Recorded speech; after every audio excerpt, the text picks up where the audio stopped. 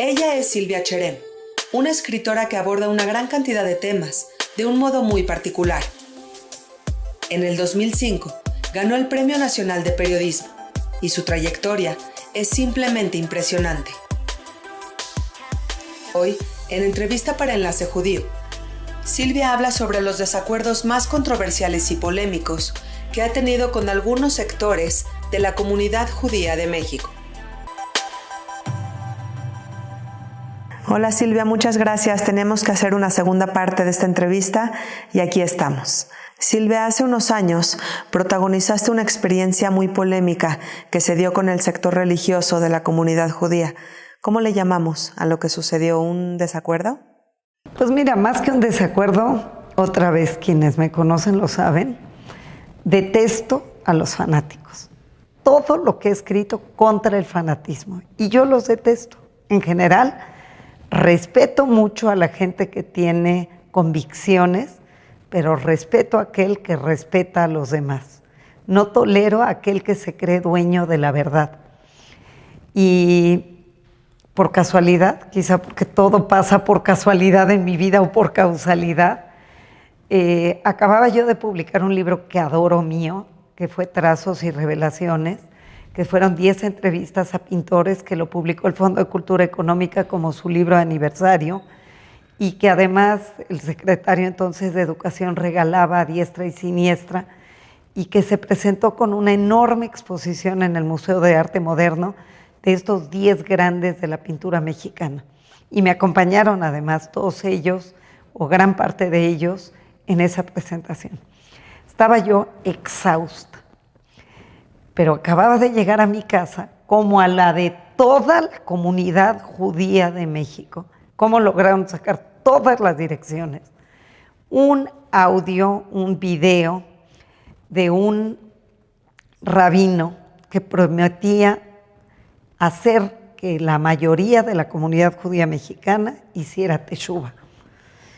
Y así se presentaba Amnon Yitzhak, que prometía que la mayoría de la comunidad, con solo verlo, iba a hacer teshuva. Y mi casa es una casa muy liberal. Todas estas grandes figuras que yo he entrevistado se han sentado en mi mesa, compartido con mis hijos, compartido con mi esposo, compartido con mis papás, con mis suegros. A todo mundo convido, inclusive en alguna época hice tertulias, vino, me acuerdo Marcos Aguinis y algunos otros a las tertulias en mi casa, a que yo los entrevistara públicamente para compartir con más gente. Y estaba de veras exhausta de lo que fue el libro, pero Moy me decía, vamos a ver cómo le hacen. Yo quiero ver cómo le hacen estos grandes predicadores, preachers como los de otras religiones, para lograr, no quiero decir así de fuerte, pero cuando logras que una comunidad entera, como se prometían, cientos de miles hagan teshuva, para lavarle el cerebro a tanta gente con solo escuchar 2 horas. Entonces yo le decía, no, ve tú, yo no tengo ganas, estoy muy cansada, ve tú y me cuentas. No, que ve tú y ve tú y ve tú. Y en aquel momento Pepe, mi hijo, era un adolescente muy inteligente, estaba yo segura que no iba a caer en este tipo de cosas, pero tenía un amigo que a fuerzas lo quería jalar a la conferencia. Sé que es inteligente, sé que no iba a caer porque fuera, pero Moy me decía, vamos a acompañarlo, vamos. Y tanto me insistió que llegamos al Centro Banamex, que era allí donde iba a ser la gran conferencia de este hombre. Y para la gente que es muy religiosa quizá no se da cuenta de los mecanismos de mercadotecnia que hay detrás de una cosa como estas. Pero los que venimos de un mundo de fuera, a lo mejor vemos con más claridad. Yo no iba a ir a escribir, lejos de, iba por curiosidad a acompañar a mi hijo, y acompañar a mi esposo que estaba necio que fuéramos. Éramos de los pocos sin falda. La verdad es que ha ido creciendo el nivel de religiosidad de la comunidad. Y desde que llegamos, yo iba en pantalones, desde que llegamos trataron de aislarnos para que, para todo el mundo tenía que registrarse, pero de aislarnos porque éramos especiales. Y querían que nos sentáramos, porque yo insistía en sentarme con ellos, no separados, porque en una conferencia te tienes que sentar separado. Querían que nos sentáramos en las primeras filas y que nos sentáramos juntos, porque éramos pues la carne de cañón perfecta. Y yo dije que no, que me sentaba hasta atrás, porque si me quería ir, me iba a ir. Y cada ratito antes de que empezara la conferencia venían a decirnos, es que ustedes son gente especial, los queremos en la primera fila. Y yo empecé a ver el setting, porque era un setting cinematográfico, y dije, a ningún precio me muevo de aquí. Las últimas filas. Había más de 15 cámaras, de las móviles, o sea, había verdaderamente una escenografía. En cada lugar había un agua con la imagen del rabino que venía, como si fuera agua bendita, y había panfletos que si los leías era verdaderamente vergonzoso el tipo de manipulación colectiva que se daba desde lo escrito, desde el agua, desde las cámaras. Bueno, con decirte, no me acuerdo de todos los detalles, pero en esas hojas empecé a tomar nota, porque no podía yo creer lo que estaba viendo, porque no podía creer que hasta llegaron mariachis a cantar, y una balada en hebreo de los mariachis. Todo estaba armado. Y Moy y yo nos dimos cuenta que hasta los paleros a quienes subían al escenario para cortarles el pelo, si es que tenían el pelo largo, hombres, y mostrar que iban a hacer teshuvá y a tenerlos en las cámaras y en las pantallas, que muchos de esos ni siquiera eran gente de la comunidad, eran paleros que traía el rabino. Y nos empezamos a dar cuenta porque nos acercamos a querer ver si hablaba español, si no hablaba español. O sea, fui a hacer finalmente un reportaje de altos vuelos, porque tenían a toda la gente, subía una mujer que no había podido tener hijos y la obligaban a empezar a respetar Shabbat para poder tener hijos, y la incriminaba públicamente en el escenario. Era un acto de manipulación colectiva y di 1000 veces gracias que no estuve en las primeras filas porque lo hubiera descarado allí. Pero empecé a tomar notas y con lo que salí, y sobre todo con la enorme indignación con la que salí de ahí, después de un evento de 4 o 5 horas, decidí escribir una crónica bastante fuerte, y yo creo que con una enorme dosis de cinismo, porque lo acepto, lo había, exhibiendo lo que vi. La respuesta de lo que allí pasó, porque empezaba apenas el email, no había, no me acuerdo el año, pero empezaba, y lo mandé como a 20 personas, o 30, o 40, 50 personas por email.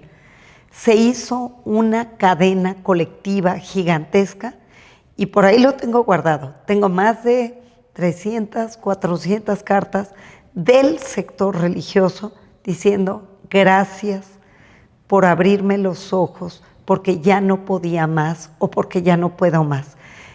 Dejamos de tener la libertad, mi familia, mis hijos, mi marido y yo, de salir a la calle porque nos abordaban hordas de gentes para contarnos sus historias. Entre ellos, rabinos, directores de la comunidad, directivos de la comunidad. Era una cosa sorprendente de decir muchas gracias por haberlo hecho, pero también hubo como muy poquititos, pero como 10 o 15 o 20 de gente fanática diciendo, te vas a morir, te vamos a matar, tú no tienes derecho a hacer lo que estás haciendo. Y fue tal el escándalo que el Deportivo, que siempre publicó cosas mías, inclusive la primera que publicó, y que se abrieron las puertas, y ahí está Susi Anderman para testificar lo que voy a decir, no podíamos, yo entrevisté a Shimon Peres y no podíamos hablar del pueblo palestino en el periódico El Deportivo, porque era como tema prohibido. y peleé para que se publicara la entrevista a Shimon Peres entera, con Susi, con Marcos Meta, publicamos, abrimos puertas de cosas de las que no se hablaba en la comunidad. Entonces, cuando yo publico esto, que ningún medio lo quiso publicar, por supuesto, pero que sí hizo un escándalo, el primer escándalo en redes, si así se puede llamar, porque no había redes, por puro mail, yo me encontraba en el cine agentes que en su bolsa traían 50 y 70 copias de mi crónica y las repartían. Era un escándalo. Y cuando todo esto se hizo tan público y que además estaba recibiendo amenazas y que al final estaba sola, porque ninguna comunidad se aventuraba a darme su apoyo públicamente, porque allí estuvieron los rabinos de todas las comunidades en la primera fila con Amnon Yitzhak, y por temor a sus propios rabinos, el Deportivo hizo algo muy osado y que nunca dejaré de agradecer. Por eso a veces me atrevo a decir públicamente que mi comunidad es mi comunidad colectiva, mi comunidad plural, mi comunidad como el Deportivo. ¿Por qué? Porque en el Consejo del Deportivo los consejeros votaron si publicaban eso, aunque ya toda la comunidad lo había leído, pero para darme un respaldo, y nunca lo voy a olvidar, y lo votaron y decidieron publicarlo en las páginas del Deportivo Israelita. Mi gratitud es eterna, sobre todo a Berel Lebanc, que en aquel momento era el directivo en la comunidad, lo llevó a la mesa y dijo, tenemos que respaldarlo. Cuando se publica en el Deportivo, todavía hubo como 200 cartas más de apoyo, y ahí está. Yo algún día se lo di a un estudioso de la Universidad Hebrea, le di copias de todo el material, porque esto merece que algún día se escriba de ello. Montón de gente de la comunidad contando historias de horror de lo que estaba pasando con sus familias por una manipulación del sector religioso. Y montón de muchachitos jóvenes diciendo gracias porque yo estuve a punto de caer. Y creo que lo que más le debemos a nuestros jóvenes es lo que ha sido el pueblo judío. Un pueblo de gente crítica, educada, que cuestiona y que no somos borregos que ciegamente seguimos a otros. Así es, lamentable. ¿Hace cuánto tiempo pasó esto? Tengo que buscarlo, pero es el año en que publiqué Trazos y Revelaciones, que ahí está en mi currículum, pero yo creo que es de 2004, 2005, estamos hablando de por allí.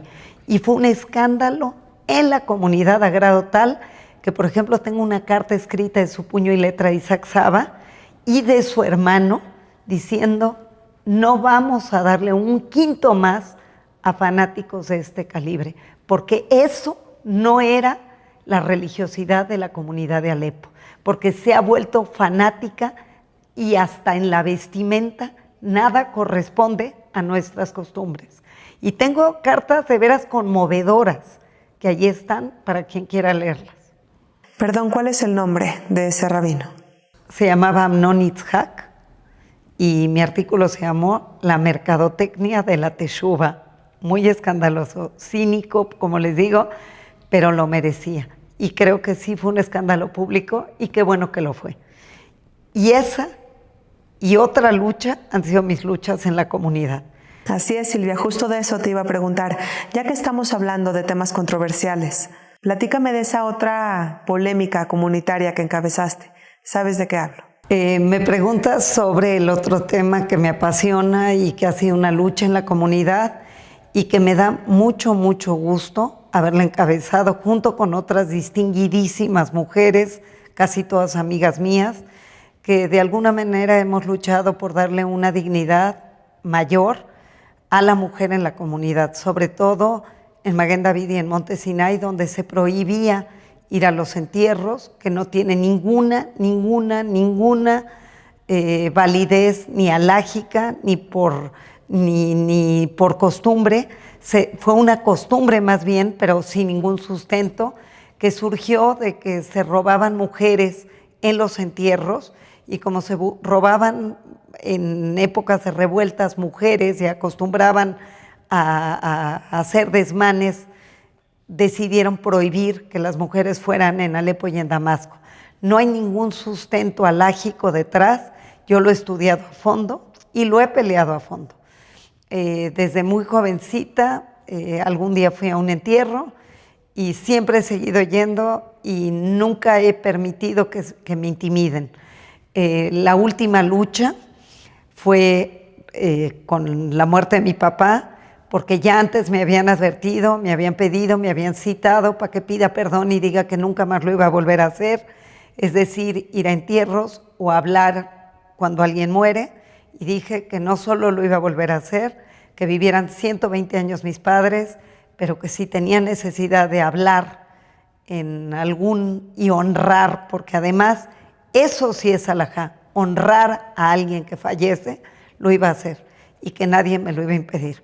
Murió mi papá, mi hijo pidió el micrófono en el panteón, me lo pasó con mucho enojo del rabino. Allí hice un discurso a mi padre, mucho enojo del rabino, y fue horrible porque en lugar de poder estar honrando realmente y viviendo la tristeza de la despedida, era también saber que estaba enfrentando una situación indeseable e injustificada.